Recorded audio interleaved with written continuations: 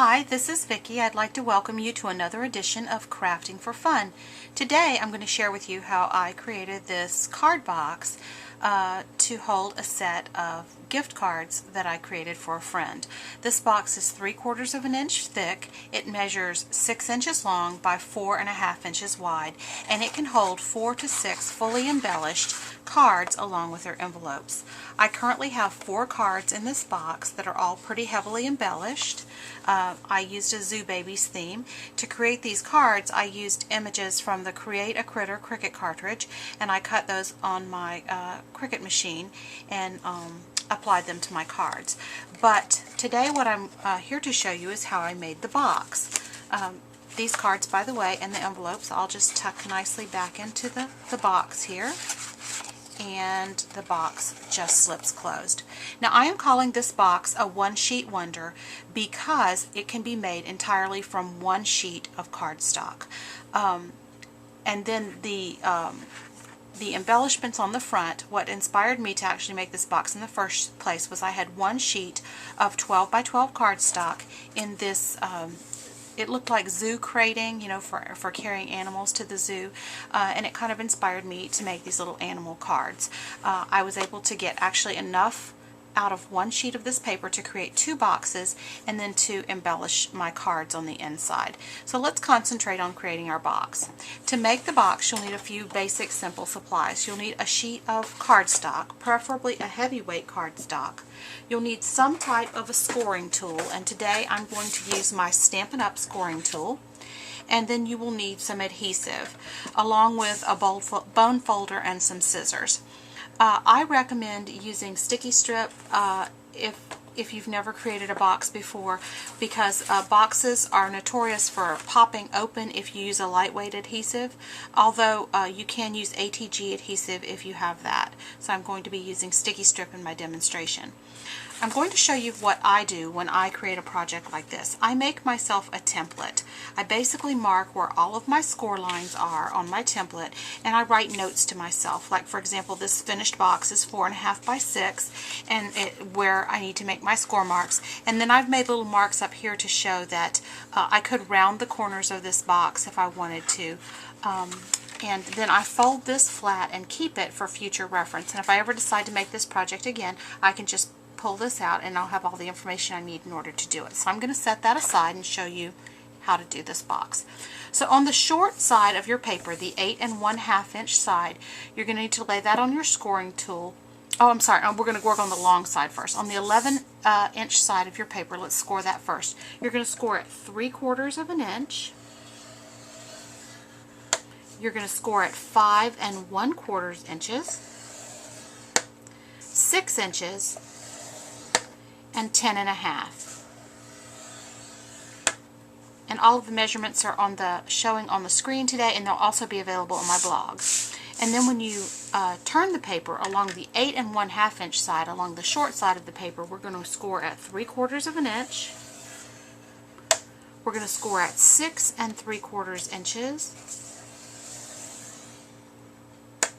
and 7 1/2 inches. And that's all the scoring we're going to do for today's project. So I'm going to go ahead and lay my paper here and remove my scoring tool. Now that your cardstock has been scored, you'll need to make a few cuts in order to complete your card box. I want to talk a little bit about orienting your paper first before you begin making your cuts.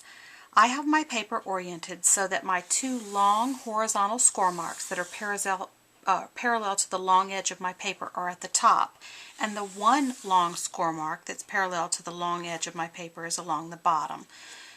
I also am looking at my paper so that I have little small scored sections on each end. The one on my right side is 1/2 inch wide, so it is 1/2 inch from my outside edge of my paper to the first score mark, and on the left side I have 3/4 of an inch from the outside of my paper to the first score mark. What I'm going to do is I'm going to cut a glue tab along this right hand side of my paper along the long edge first, and to do that I'm going to cut off the small tabs on either end. So I'm going to cut up to the 3/4 inch score line and across to that 1/2 inch score line to remove the little section there.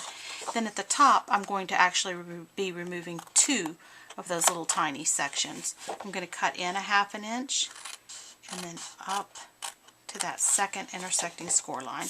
And it's going to leave me with one piece that is 1/2 inch wide and 6 inches long here. That's my glue tab. Along the bottom edge of my paper, I'm actually not going to cut anything off, but I am going to cut up to the first score line at every place along the bottom so that these little sections all move independently. And then the only other thing I need to do is I need to cut my lid at the top. Now I have 2 scored sections here at the top, and what I'm going to want to do is I want to leave the one that is closest to this glue tab. So the section that is 4.5 inches wide and 2 scored sections tall, I want to leave that, and I want to cut everything else off. So I'm going to start at the end, and I'm going to cut all the way up past the first set of score lines and the second set of score lines all the way up to the third set and all the way over, and you will see what I mean as soon as I cut this off. So I'm going to remove this piece and leave just a section that's 4.5 inches wide, and let me see, this is going to be 3/4 of an inch, so it's going to be 1 3/4 inch tall. So I'm going to, before I do anything else, I'm going to take my bone folder and I'm going to burnish all of my score lines. So I'm going to fold everything down along the score lines. And as always, if you've scored something, you want to fold towards the bump. So one side will have a depression and the other side will have a raised area. You want to fold towards the raised area. It just gives you a nicer looking crease.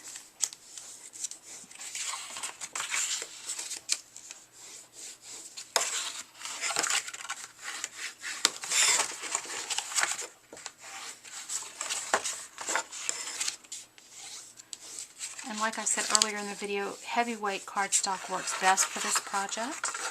So now I have my project scored. I'm going to turn it back around. This is the right side of my paper.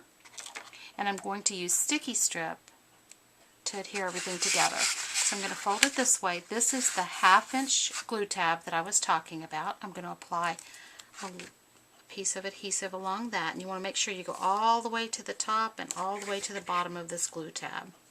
You don't want to skimp on adhesive when you're putting a box together, because boxes get a lot of movement. And actually pull out that little piece there. And then along the bottom, so opposite my lid, I'm going to apply adhesive to this section, and I want to go as close to the bottom edge of this section as I can. And that's all. That is all the adhesive you'll need. So burnish down your adhesive well. It makes it easier to remove the plastic liner, and it also makes sure your glue has good contact. Now the way I like to construct this box is I like to remove the liner from the adhesive that is on the long edge of my box. And what I'm going to do is I'm going to hold that up, and I'm going to fold that 1/2 inch glue tab down, and then I'm going to bring the opposite side up. And what I want to do is I want to align this edge and this long edge properly. So this long edge needs to be aligned with the folded edge here, and this shorter edge needs to be aligned with this edge. And so just take your time and position your box so that you can get that,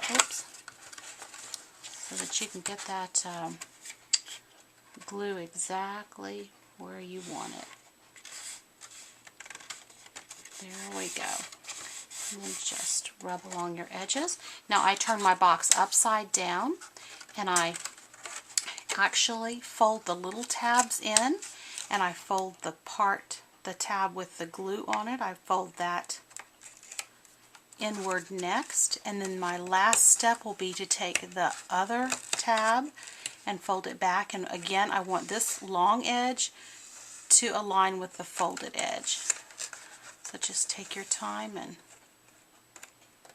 get that on there nice and straight and burnish it down.